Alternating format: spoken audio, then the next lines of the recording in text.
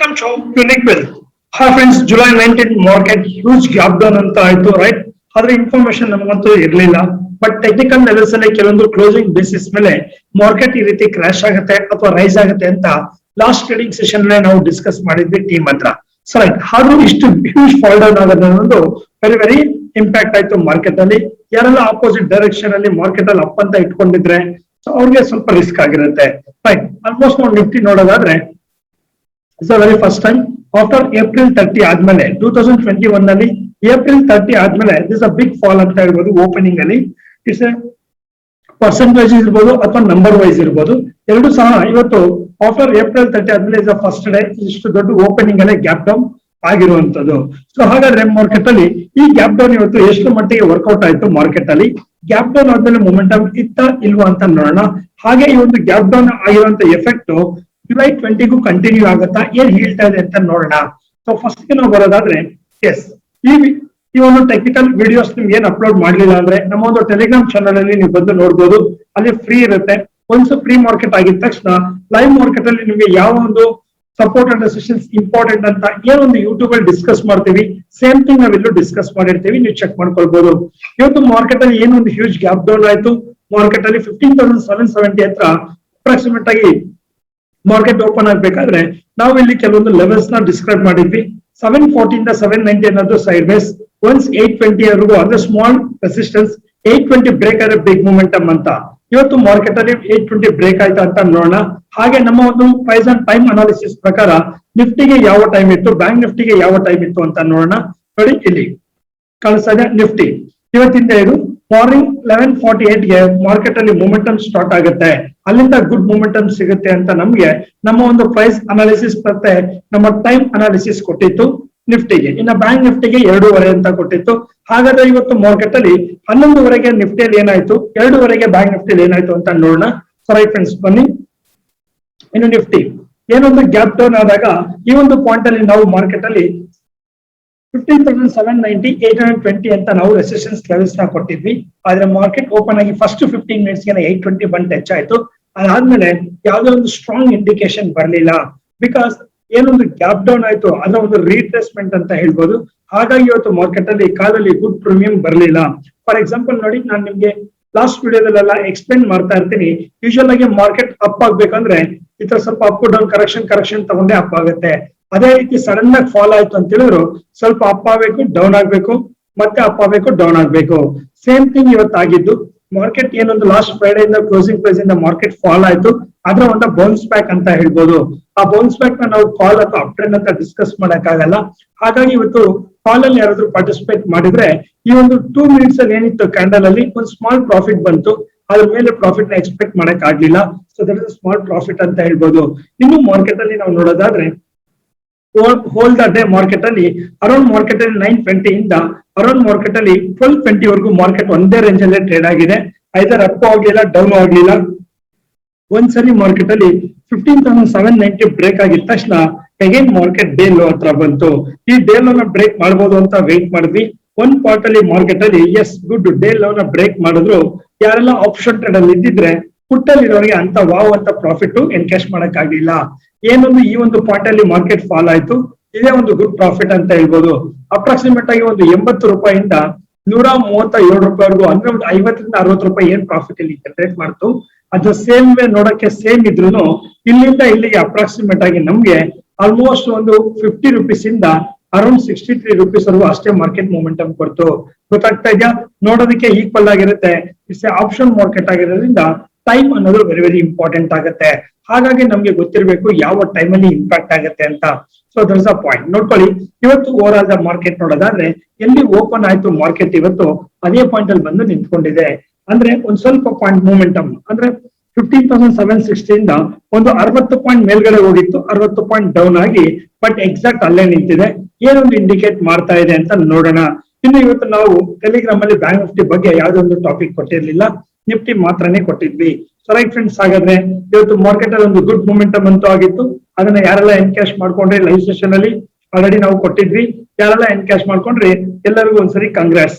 Because ನೋಡಿ, live session close ಆಗ್ಬೇಕಾದ್ರೆ ಇವತ್ತು ಮಾರ್ಕೆಟ್ ಅಲ್ಲಿ ಅರೌಂಡ್ ನೋಡಿ ಇಲ್ಲಿ ಕಾಣಿಸ್ತಾ ಇದೆ. ಆಸ್ ಪರ್ ನಮ್ಮ ಟೈಮ್ ಸೀರೀಸ್ ಮಾರ್ಕೆಟ್ ಅಲ್ಲಿ 11:55 11:30ಗೆ ನಮ್ಗೆ ಎಂಟ್ರಿ ಕೊಡ್ತಲ್ಲ, ಇಲ್ಲಿದೆಯಲ್ಲ 11:48 ಆಗಿದ ತಕ್ಷಣ 11:55 ಒಂದು ಅಪ್ಡೇಟ್ ಕಳ್ಸಿದೀವಿ.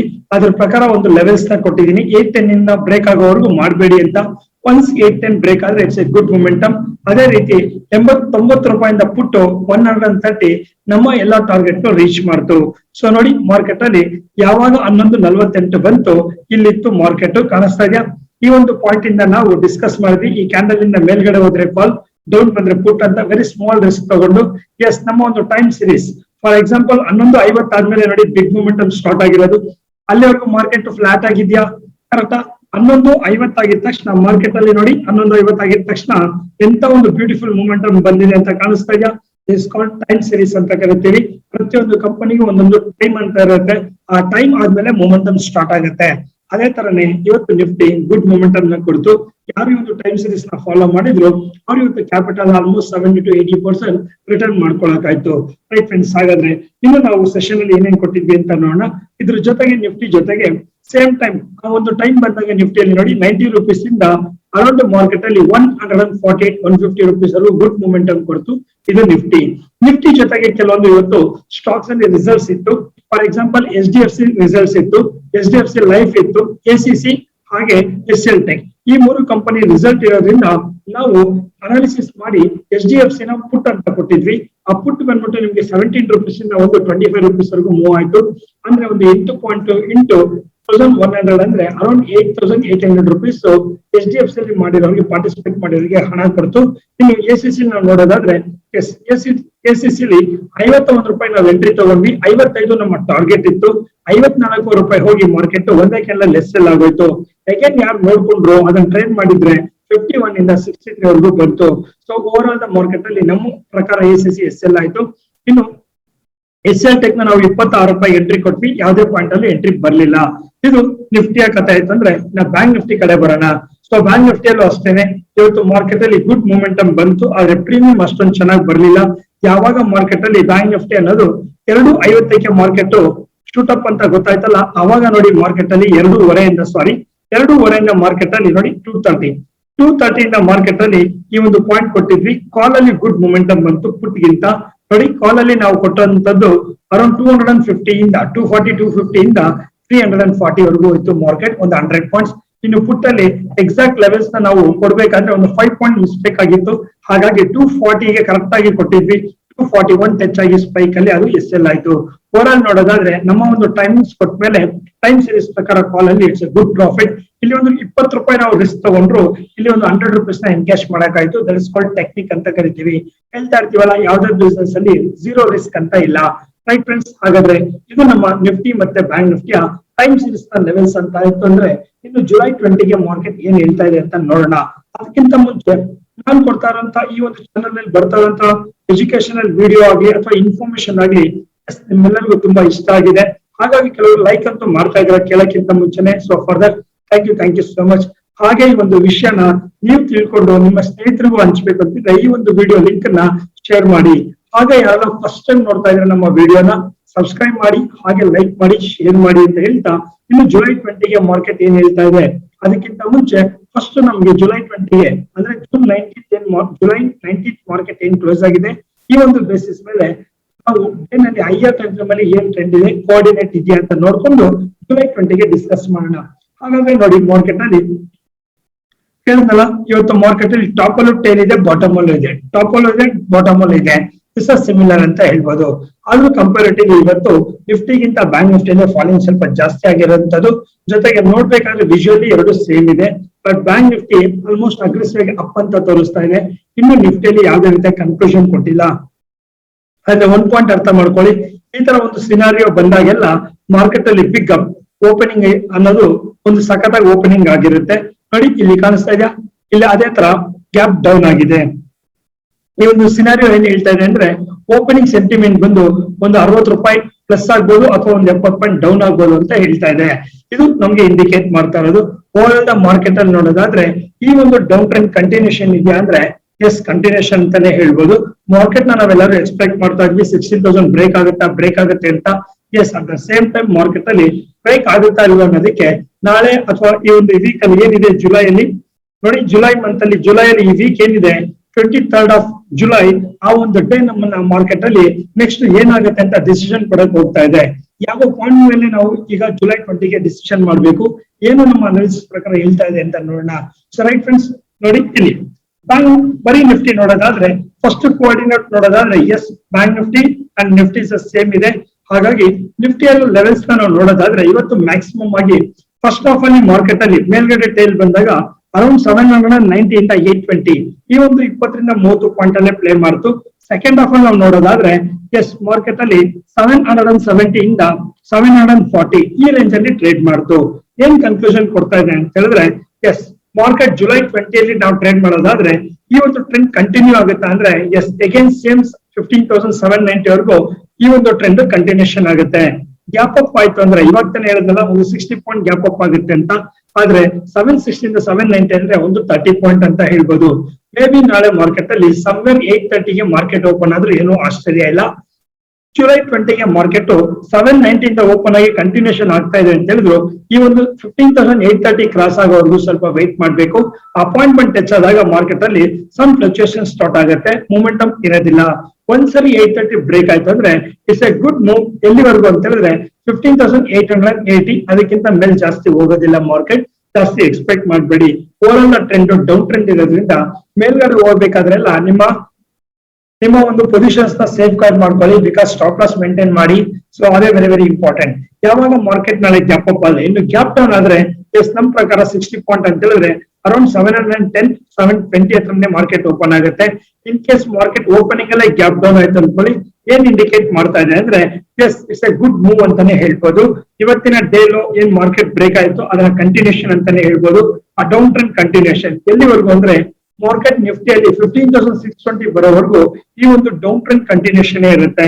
ಯಾವಾಗ ಅಂತ ಹೇಳಿದ್ರೆ ಜುಲೈ 20 ಮಾರ್ಕೆಟ್ ಎಲ್ಲಿ ಗ್ಯಾಪ್ ಅಪ್ ಆಗಿ ಒಂದು ಟ್ರೇಡ್ ಆಗ್ತಾ ಇದೆ ಅಂತ ಇಟ್ಕೊಳ್ಳಿ, ಒಂದ್ಸರಿ ಮಾರ್ಕೆಟ್ ಅಲ್ಲಿ 730 ನ ಬ್ರೇಕ್ ಮಾಡ್ತು ಅಂದ್ರೆ ಅಲ್ಲಿಂದ ಮಾರ್ಕೆಟ್ 620 ಕಡೆ ಬರ್ತಾ ಇದೆ ಅಂತ 620 15,580 ಅನ್ನೋದು ವೆರಿ ವೆರಿ ಇಂಪ್ಯಾಕ್ಟ್ ಆಗುತ್ತೆ. 620 ಇಂದ 580 ಆ ಪಾಯಿಂಟ್ ಅಲ್ಲಿ ಮಾರ್ಕೆಟ್ ಬೋಲ್ಸ್ಬೇಕಾಗತ್ತೆ. ಅದೇ ತರ ನಾನು ಹೇಳಿದ್ನಲ್ಲ ಜುಲೈ 23rd ಅಂತ, ಈ ಒಂದು ಫ್ರೈಡೆ ಒಳಗಡೆ ಯಾವುದೇ ಒಂದು ದಿವಸ ಮಾರ್ಕೆಟ್ ಅಲ್ಲಿ ಈ ವೀಕ್ ಅಲ್ಲಿ ಫ್ರೈಡೆ ಜುಲೈ 23rd ಒಳಗಡೆ ಯಾವುದೇ ಒಂದು ಡೇ ಮಾರ್ಕೆಟ್ 15,580 ಬಿಲೋ ಕ್ಲೋಸಿಂಗ್ ಬಂತು ಅಂದ್ರೆ ದೆನ್ ಮಾರ್ಕೆಟ್ ಅಲ್ಲಿ ತಿಳ್ಕೊಳ್ಳಿ ಇಟ್ಸ್ ಎ ಡಿಸಾಸ್ಟರ್ ಗೆ ಇಂಡಿಕೇಶನ್ ಅಂತ. ಮಾರ್ಕೆಟ್ ಅಲ್ಲಿ 15,400 ಹಾಗೆ 14,800 14,200 ವರೆಗೂ ಮಾರ್ಕೆಟ್ ಕ್ರಾಶ್ ಆಗೋದ್ರಲ್ಲಿ ಯಾವುದೇ ಡೌಟ್ ಇಲ್ಲ. ಯಾವ ಒಂದು ಡೇ 580 ಬಿಲೋ ಕ್ಲೋಸಿಂಗ್ ಬರುತ್ತೆ ದೆನ್ ಕನ್ಕ್ಲೂಷನ್ ತಗೊಳ್ಳಿ. ಇದು ಈ ವೀಕ್ ಅಲ್ಲಿ ಆಗ್ಬೋದು 23rd ಜುಲೈ ಒಳಗಡೆ, at any part of the time ಆಗ್ಬೋದು. ಅದಾದ್ಮೇಲೆ ನಿಮ್ಗೆ ಯಾರಾದ್ರೂ ಅಪ್ ಆಗುತ್ತೆ ಡೌನ್ ಆಗುತ್ತೆ ಅಂದ್ರೆ ಸ್ವಲ್ಪ ಕೇರ್ ತಗೊಳ್ಳಿ. ಹಣ ನಿಮ್ದಾಗಿರೋದ್ರಿಂದ ಸ್ವಲ್ಪ ಯೋಚನೆ ಮಾಡಿ. 1000 ಪಾಯಿಂಟ್ ಕರೆಕ್ಷನ್ ತಗೊಳಕ್ ಹೋಗ್ತಾ ಇದೆ ಮಾರ್ಕೆಟ್. ಇದು ನಿಫ್ಟಿ. ಇದು ನಿಫ್ಟಿ ಆಯ್ತು ಅಂತ ಹೇಳಿದ್ರೆ ಇನ್ನು ಬ್ಯಾಂಕ್ ನಿಫ್ಟಿ ಕಡೆ ಬರೋಣ. ಅದಕ್ಕಿಂತ ಮುಂಚೆ ಫ್ರೆಂಡ್ಸ್, ಈ ಒಂದು ಇನ್ಫಾರ್ಮೇಶನ್ ನಾನು ಏನ್ ನಿಮಗೆ ಶೇರ್ ಮಾಡ್ತಾ ಇದ್ದೀನಿ, ಎಸ್ ನೀವು ಸಹ ಈ ಒಂದು ನಾಲೆಜಬಲ್ ವಿಡಿಯೋನ ಯೂಸ್ ಮಾಡ್ಕೊಳ್ಳಿ. ಯಾವ ಲೆವೆಲ್ಸ್ ಬ್ರೇಕ್ ಆದ್ರೆ ಮಾರ್ಕೆಟ್ ಡೌನ್ ಆಗುತ್ತೆ, ಎಸ್ ನಿಮ್ಮ ಅಸೆಟ್ ನ ಸೇಫ್ ಗಾರ್ಡ್ ಮಾಡ್ಕೊಳ್ಳಿ ಅಥವಾ ಚಿಕ್ಕ ರಿಸ್ಕ್ ಅಲ್ಲಿ ಮ್ಯಾನೇಜ್ ಮಾಡೋದನ್ನ ಕಲ್ತ್ಕೊಳ್ಳಿ. ಇದೇ ತರ ನಿಮ್ಮ ಫ್ರೆಂಡ್ಸ್ ಯಾರಾದ್ರು ನಿಮ್ಮ ಜೊತೆಲಿರೋರು ಯಾರಾದ್ರು ಸ್ಟಾಕ್ ಮಾರ್ಕೆಟ್ ಅಲ್ಲಿ ಇದ್ದು ಲಕ್ಷಾಂತರ ರೂಪಾಯಿನ ಇನ್ವೆಸ್ಟ್ಮೆಂಟ್ ಮಾಡಿ ಲೆವೆಲ್ಸ್ ಗೊತ್ತಿಲ್ದಿರ ಪಾಪ ಅವರು ಅಸೆಟ್ ನು ಡ್ರಾಪ್ ಮಾಡ್ಕೊಳ್ಳೋದು ಬೇಡ ಅಂತ ನಿಮ್ಗೆ ಅನ್ಸಿದ್ರೆ ಅವ್ರಿಗೂ ಸಹ ನಮ್ಮ ಈ ಒಂದು ಚಾನೆಲ್ ನ ಸಬ್ಸ್ಕ್ರೈಬ್ ಮಾಡ್ಕೊಳಕ್ ಹೇಳಿ, ಈ ಒಂದು ಚಾನೆಲ್ ನ ಫಾಲೋ ಮಾಡಕ್ ಹೇಳಿ. ಎಸ್ ಇದು ನಿಫ್ಟಿ ಜೊತೆಗೆ ಇನ್ನು ಮಾರ್ಕೆಟ್ ಅಲ್ಲಿ ಜುಲೈ 20ಗೆ ಕೆಲವೊಂದು ಕಂಪನೀಸ್ F&O ಕಂಪನೀಸ್ ನಮ್ಗೆ ರಿಸಲ್ಟ್ ಅನೌನ್ಸ್ ಮಾಡಕ್ ಹೋಗ್ತಾ ಇದೆ. ಅದರಲ್ಲಿ ಫಸ್ಟ್ ಕಂಪನಿ ಬಂದು ಏಷ್ಯನ್ ಪೇಂಟ್. ಆಲ್ರೆಡಿ ಇವತ್ತು ನಾವು ಏಷ್ಯನ್ ಪೇಂಟ್ ಕೊಟ್ಟಿದ್ವಿ, ಗುಡ್ ಮೂವ್ ಕೊಡ್ತು. ಒಂದು 3000 ಕಾಲ್ ನಾವು ಕೊಟ್ಟಿದ್ವಿ ಏಷ್ಯನ್ ಪೇಂಟ್. 3000 ಕಾಲ್ ಅರೌಂಡ್ 52 ರೂಪೀಸ್ ಕೊಟ್ಟಿದ್ದು ಕ್ಲೋಸಿಂಗ್ ಟೈಮ್ ಅಲ್ಲಿ 57 ಇಂದ 58 ಕ್ಲೋಸ್ ಆಗಿದೆ. ಅಂದ್ರೆ ಆಲ್ರೆಡಿ ಅದರ ರಿಸಲ್ಟ್ ಇಂಪ್ಯಾಕ್ಟ್ ಅಂತ ಆಗೋಗಿದೆ ಏಷ್ಯನ್ ಪೇಂಟ್ ಅಲ್ಲಿ. It's a good move. ಇನ್ನು ಜುಲೈ 20 ಅಲ್ಲಿ ಯಾವುದೇ ಒಂದು ಕ್ವಾರ್ಟರ್ಲಿ ಮಾರ್ಕೆಟ್ 2990 ಇಂದ ಮೇಲ್ಗಡೆ ಟ್ರೇಡ್ ಆಗ್ತಾ ಇದೆ ಅಂದ್ರೆ ಅದನ್ನ ಬೈ ಮಾಡಿ ಹೋಲ್ಡ್ ಮಾಡ್ಕೊಳ್ಳಿ. ಕಮಿಂಗ್ ಡೇಸ್ ಅಲ್ಲಿ ಮಾರ್ಕೆಟ್ ಅಲ್ಲಿ 3050 3250 ವರೆಗೂ ಮಾರ್ಕೆಟ್ ನ ಅಪ್ಸೈಡ್ ಎಕ್ಸ್ಪೆಕ್ಟ್ ಮಾಡಬಹುದು. ಶಾರ್ಟ್ ಟರ್ಮ್ ಅನ್ನು 1 ವೀಕ್ 10 ಡೇಸ್ ಅಲ್ಲಿ ಎಕ್ಸ್ಪೆಕ್ಟ್ ಮಾಡಬಹುದು. ಏಷ್ಯನ್ ಪೇಂಟ್ ಅರ್ಥ ಆಗ್ತಾ ಇದೆಯಾ? ಇದು ಎಂಟ್ರಿ ಪ್ರೈಸ್ ಆಯ್ತು ಅಂದ್ರೆ 2960. ಲಾಂಗ್ ಟರ್ಮ್ ಅಲ್ಲಿ ಇನ್ವೆಸ್ಟ್ ಮಾಡೋರಿಗೆ ಸ್ಟಾಪ್ ಲಾಸ್ ಆಗುತ್ತೆ 2960. ಸೊ ಅದನ್ನ ಸ್ಟಾಪ್ ಲಾಸ್ ಇಟ್ಕೊಂಡು ಒಂದು ವೀಕ್ ವೇಟ್ ಮಾಡಬಹುದು. ಇಟ್ಸ್ ಎ ಗುಡ್ ರಿಟರ್ನ್, ಒಂದು 10 to 12% ರಿಟರ್ನ್ ಎಕ್ಸ್ಪೆಕ್ಟ್ ಮಾಡಬಹುದು ಏಷ್ಯನ್ ಪೇಂಟ್. ಇನ್ನು ಬಜಾಜ್ ಫೈನಾನ್ಸ್ ನಾವು ನೋಡೋದಾದ್ರೆ ಎಸ್ ಡೆಫಿನೆಟ್ ಆಗಿ ಬಜಾಜ್ ಫೈನಾನ್ಸ್ ಅಲ್ಲಿ ಒಂದು ಹ್ಯೂಜ್ ಸೈಡ್ ವೇಸ್ ಅಂತಾನೆ ಹೇಳ್ಬೋದು. ಅರೌಂಡ್ 200 ಪಾಯಿಂಟ್ ಇದೆ ಆಯ್ತಾ. ಇನ್ನು ಇನ್ವೆಸ್ಟರ್ಸ್ ಗೆ ಗುಡ್ ಅಂತ ಹೇಳಿದ್ರೆ 6100 ಮೇಲೆ ಬೈ ಮಾಡಿ ಇದೇ ಸ್ಟಾಪ್ ಲಾಸ್ ಇಟ್ಕೊಳ್ಬೇಕಾಗತ್ತೆ. ಕಮಿಂಗ್ ಡೇಸ್ ಅಲ್ಲಿ 6600 ವರೆಗೂ ಮಾರ್ಕೆಟ್ ನ ನೀವು ಎಕ್ಸ್ಪೆಕ್ಟ್ ಮಾಡಬಹುದು. ಸೊ ರೈಟ್ ಫ್ರೆಂಡ್ಸ್, ಇದು ಬಜಾಜ್ ಫೈನಾನ್ಸ್ ಹಾಗೂ ಏಷ್ಯನ್ ಪೇಂಟ್ ಆಯ್ತು ಅಂದ್ರೆ ಇನ್ನ ಬ್ಯಾಂಕ್ ನಿಫ್ಟಿ ಒಂದು ಚೆಕ್ ಮಾಡ್ಕೊಳ್ಳೋಣ. ಸೊ ನೋಡಿ, ಇವತ್ತು ಮಾರ್ಕೆಟ್ ಬೀಳೋದಕ್ಕೆ ನೂರಾರು ರೀಸನ್ಸ್ ಇರ್ಬೋದು. ಅದರಲ್ಲಿ ಮೇಜರ್ ರೀಸನ್ ಅಂತ ಹೇಳಿದ್ರೆ ನಾನು ಲಾಸ್ಟ್ ಫ್ರೈಡೆ ಸೆಷನ್ ಅಲ್ಲಿ ಹೇಳಿದ್ದೆ ಎಲ್ಲರಿಗೂ. ನೋಡಿ, HDFC ಬ್ಯಾಂಕ್, HDFC ಆ ಒಂದು ಗ್ರೂಪ್ ಇವತ್ತು ರಿಸಲ್ಟ್ ಇತ್ತು. ಆಲ್ಮೋಸ್ಟ್ ಎಕ್ಸ್ಪೆಕ್ಟೆಡ್ ತರ ರಿಸಲ್ಟ್ ಬರ್ಲಿಲ್ಲ. ಎಲ್ಲರೂ ಒಂದು ಬಿಗ್ ಎಕ್ಸ್ಪೆಕ್ಟೇಷನ್ ಮಾಡ್ಕೊಂಡಿದ್ವಿ, ವಾವ್ ಸಖತ್ತಾಗಿ ಬರುತ್ತೆ ಅಂತ. ಅನ್ಕೊಂಡಿದ್ದಕ್ಕಿಂತ ವೆರಿ ಲೋಯೆಸ್ಟ್ ಅಲ್ಲಿ ರಿಸಲ್ಟ್ ಬಂದಿದ್ರಿಂದ ಅದರ ಇಂಪ್ಯಾಕ್ಟ್ ಈಕ್ವಿಟಿಗೂ ಆಯ್ತು, ಮಾರ್ಕೆಟ್ ಅಲ್ಲೂ ಬೀಳ್ತು.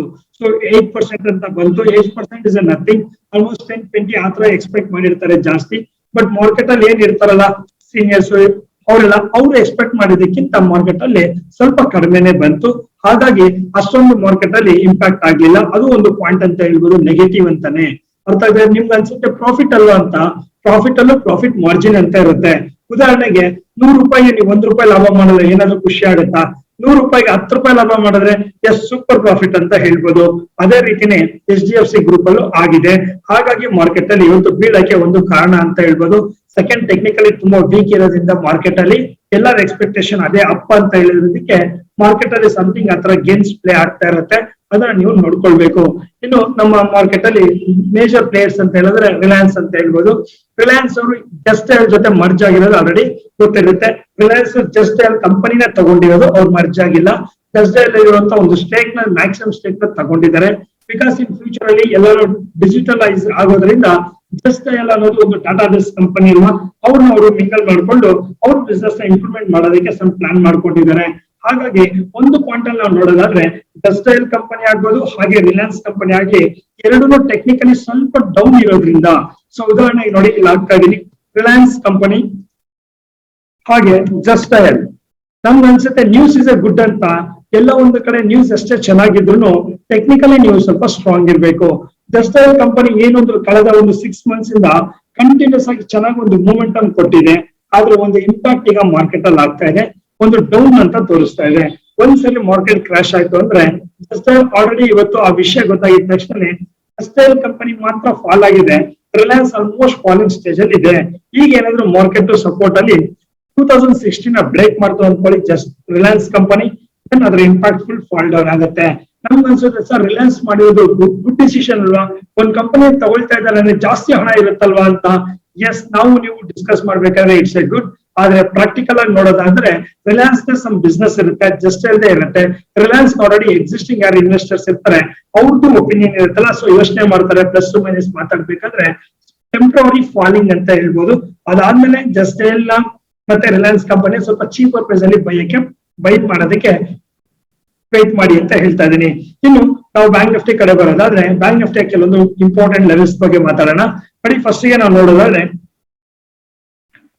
ಬ್ಯಾಂಕ್ ನಿಫ್ಟಿ, ಎಸ್ ನೋಡಿ, ಇದು ಬ್ಯಾಂಕ್ ನಿಫ್ಟಿಯ ಲೆವೆಲ್ಸ್. ಇವತ್ತು ಮಾರ್ಕೆಟ್ ಏನ್ ಬ್ಯಾಂಕ್ ನಿಫ್ಟಿಯಲ್ಲಿ ಒಂದು ಗುಡ್ ಮೂಮೆಂಟಮ್ ಕೊಟ್ಟಿತ್ತು ಅಂದ್ರೆ 35,380 ಎಲ್ಲೂ ಬ್ರೇಕ್ ಆಗಿಲ್ಲ. ಅಲ್ಲಿಂದ ಒಂದು ಗುಡ್ ಮೂಮೆಂಟಮ್ ಕೊಡ್ತು, ಒಳ್ಳೆ ಪ್ರಾಫಿಟ್ ಅಂತೂ ಕೊಡ್ತು ಇವತ್ತು ಪುಟ್ ಕಡೆ. At the same time call ಕಡೆನೂ ಎಂಡ್ ಆಫ್ ದ ಮಾರ್ಕೆಟ್ ಅಲ್ಲಿ ಚೆನ್ನಾಗಿ ಕೊಡ್ತು. ಆದ್ರೆ ನೋಡಿ, ನಿಫ್ಟಿಗೂ ಬ್ಯಾಂಕ್ ನಿಫ್ಟಿಗೂ ಹ್ಯೂಜ್ ಡಿಫ್ರೆನ್ಸ್ ಇದೆ, ಕಾಣಿಸ್ತಾ ಇದೆಯಾ? ಸೊ ನಿಫ್ಟಿ ನೋಡೋದಾದ್ರೆ ಒಂದು ಕಡೆ ಕನ್ಸಾಲಿಡೇಷನ್ ಆಯ್ತು, ಆಮೇಲೆ ಫಾಲಿಂಗ್ ಸ್ಟಾರ್ಟ್ ಆಯ್ತು. ಆದ್ರೆ ಬ್ಯಾಂಕ್ ನಿಫ್ಟಿ ಆ ತರ ಅಲ್ಲ, ಕಂಪ್ಲೀಟ್ ಓಪನಿಂಗ್ ಇಂದನೇ ಫಾಲಿಂಗ್ ಸ್ಟಾರ್ಟ್ ಆಯ್ತು. ಎರಡು ಬಿಟ್ವೀನ್ ಅಲ್ಲಿ ಬೇರೆ ಬೇರೆ ತರ ಇತ್ತು. ಅಟ್ ದ ಸೇಮ್ ಟೈಮ್ ಈಗ ಮಾರ್ಕೆಟ್ ನಾವು ನೋಡೋದಾದ್ರೆ ಯಾವುದೇ ಒಂದು ಪಾಯಿಂಟ್ ಅಲ್ಲೂ ಬ್ಯಾಂಕ್ ನಿಫ್ಟಿ ಸ್ಟಾಪ್ ಆಗ್ಲಿಲ್ಲ, ಕಂಟಿನ್ಯೂಷನ್ ರ್ಯಾಲಿ ಇತ್ತು, ಒಂದು ಸ್ಮಾಲ್ ಮೂಮೆಂಟಮ್. ಅರ್ಥ ಆಗ್ತಾ ಇದೆಯಾ? ಎಲ್ಲ ಒಂದು ಕಡೆ ಆಮೆ ತರ ಕುತ್ಕೊಂಡಿರ್ಲಿಲ್ಲ, ಸ್ವಲ್ಪ ನಿಧಾನಕ್ಕೆ ಮೂವ್ಮೆಂಟ್ ಅಂತೂ ಮಾಡ್ತಾ ಇತ್ತು ಬ್ಯಾಂಕ್ ನಿಫ್ಟಿ. ಹಾಗಾಗಿ ಒನ್ ಡೈರೆಕ್ಷನ್ ಇರ್ಲಿಲ್ಲ. ಇಟ್ಸ್ ಎ ಗುಡ್ ಟ್ರೇಡ್ ಅಂತಾನೆ ಹೇಳ್ಬೋದು ಬ್ಯಾಂಕ್ ನಿಫ್ಟಿಯಲ್ಲಿ. ಇದರ ಒಂದು ರೀಟ್ರೇಸ್ ಆಯ್ತು, ಅದು ಅಪ್ ಟ್ರೆಂಡ್ ಕಡೆ ಹೋಗ್ತಾ ಇದೆ. ಎಲ್ಲಿವರೆಗೂ ಅಂತ ಹೇಳಿದ್ರೆ 35,220 ಕರೆಂಟ್ ಪ್ರೈಸ್ ಇಂದ ಮಾರ್ಕೆಟ್ ಅಲ್ಲಿ 120 ಪಾಯಿಂಟ್ ಒಂದು ರೆಸಿಸ್ಟೆನ್ಸ್ ಇದೆ. ಆ ರೆಸಿಸ್ಟೆನ್ಸ್ ಪಾಯಿಂಟ್ ಬ್ರೇಕ್ ಆಯ್ತು ಅಂದ್ರೆ ಮಾರ್ಕೆಟ್ ಅಲ್ಲಿ ಅಲ್ಲಿಂದ ಫಾಲ್ ಆಗುತ್ತೆ ಅಂತೆಲ್ಲ ಏನು ಇಲ್ಲ. ಇಂದ ಓಪನಿಂಗ್ ಅಲ್ಲೇ 35,220 ಬ್ರೇಕ್ ಆಯ್ತು ಅನ್ಕೊಳ್ಳಿ, ಮಾರ್ಕೆಟ್ ಅಲ್ಲಿ ಅಪ್ ಟ್ರೆಂಡ್ ಸ್ಟಾರ್ಟ್ ಅಂತ. 35,360 ಬರೋವರೆಗೂ ಸ್ವಲ್ಪ ವೆಯ್ಟ್ ಮಾಡಿ. 35,360 ಬ್ರೇಕ್ ಆಯ್ತು ಅಂದ್ರೆ ಅಲ್ಲಿಂದ ಗುಡ್ ಇಂಡಿಕೇಶನ್ ಮಾರ್ಕೆಟ್ ಅಲ್ಲಿ ಮೂವ್ಮೆಂಟಮ್ ಸ್ಟಾರ್ಟ್ ಆಯ್ತು ಅಂತ 35,760 ವರೆಗೂ ಮಾರ್ಕೆಟ್ ನ ನಾಳೆ ಬ್ಯಾಂಕ್ ನಿಫ್ಟಿಯಲ್ಲಿ ನೋಡಬಹುದು. ಇನ್ನು ಡೌನ್ ಸೈಡ್ ಬರೋದಾದ್ರೆ ಮಾರ್ಕೆಟ್ ಅಲ್ಲಿ 35,020 ಬ್ರೇಕ್ ಆಗ್ತಾ ಇದೆ ಅನ್ಕೊಳ್ಳಿ, ಡೆಫಿನೆಟ್ ಆಗಿ ಅಲ್ಲಿಂದಾನೇ ನೀವು ಶಾರ್ಟ್ ಗೆ ರೆಡಿ ಮಾಡಬಹುದು. ಅಲ್ಲಿಂದಾನೇ ಪುಟ್ ಪಾರ್ಟಿಸಿಪೇಟ್ ಮಾಡಕ್ಕೆ ಪ್ಲಾನ್ ಮಾಡ್ಕೊಳ್ಳಿ. ಇನ್ ಕೇಸ್ ನಾಳೆ ಗ್ಯಾಪ್ ಅಪ್ ಆಗಿ ಮಾರ್ಕೆಟ್ 35,360 ನ ಪಾಸ್ ಮಾಡ್ಲಿಲ್ಲ, ಅಲ್ಲಿಂದಾನೇ ಫಾಲಿಂಗ್ ಸ್ಟಾರ್ಟ್ ಆಗ್ತಾ ಇದೆ ಅಂದ್ರೆ 35,360 ಹತ್ರ ಒಂದು ಸ್ಮಾಲ್ ರಿಸ್ಕ್ ತಗೊಂಡು ಒಂದು ಪುಟ್ ನ ಬೈ ಮಾಡ್ಕೊಳ್ಳೋದಕ್ಕೆ ಪ್ಲಾನ್ ಮಾಡ್ಕೊಳ್ಳಿ.